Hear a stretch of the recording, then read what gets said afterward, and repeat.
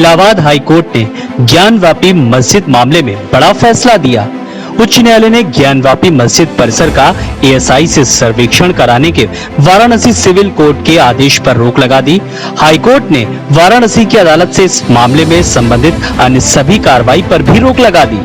Justice प्रकाश पांड्या की single bench ने ये फैसला सुनाया। वाराणसी के सीनियर डिवीजन सिविल जज ने 8 अप्रैल में एएसआई को सर्वेक्षण का आदेश दिया था। इस आदेश के खिलाफ यूपी सुन्नी सेंट्रल वक्फ बोर्ड और मस्जिद कमेटी ने हाई कोर्ट में याचिका दायर की थी। मस्जिद की इंतजामिया कमेटी और यूपी सुन्नी सेंट्रल वक्फ बोर्ड ने वाराणसी की अदालत के फैसले का विरोध करते हुए कहा था कि इस संबंध में एक मामला पहले ही हाई कोर्ट में है।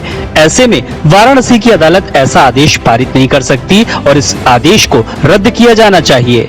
मस्जिद पक्ष ने कोर्ट में कहा कि वाराणसी सिविल कोर्ट ने सर्वेक्षण का आदेश देकर पूजा स्थल यानी कि विशेष प्रावधान अधिनियम 1991 के आदेश का उल्लंघन किया है। इस अधिनियम के तहत 15 अगस्त 1947 से पहले अस्तित्व में आए किसी भी धर्मस्थल को दूसरे धर्मस्थल में नहीं बदला जा सकता।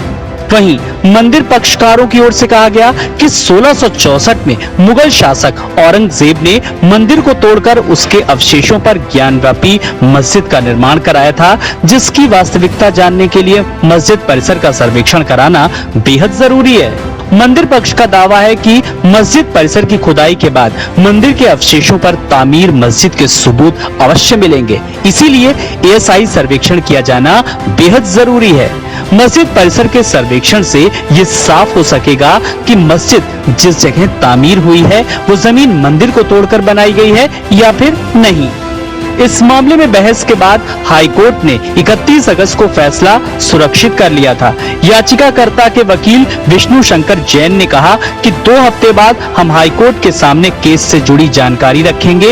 उच्च न्यायालय ने इस मामले में सभी पक्षों से 2 हफ्ते में नए सिरे से जवाब दाखिल करने को कहा है। अगली सुनवाई 8 अक्टूबर को होगी। तब तक निचली अदालत के फैसले पर रोक लगी रहेगी। अदालत के फैसले से मुस्लिम पक्षकारों को फौरी राहत मिली है। Bureau report, Dastak times. ताजा तरीन खबरों के लिए सब्सक्राइब करना ना भूलें दस्तक टाइम्स।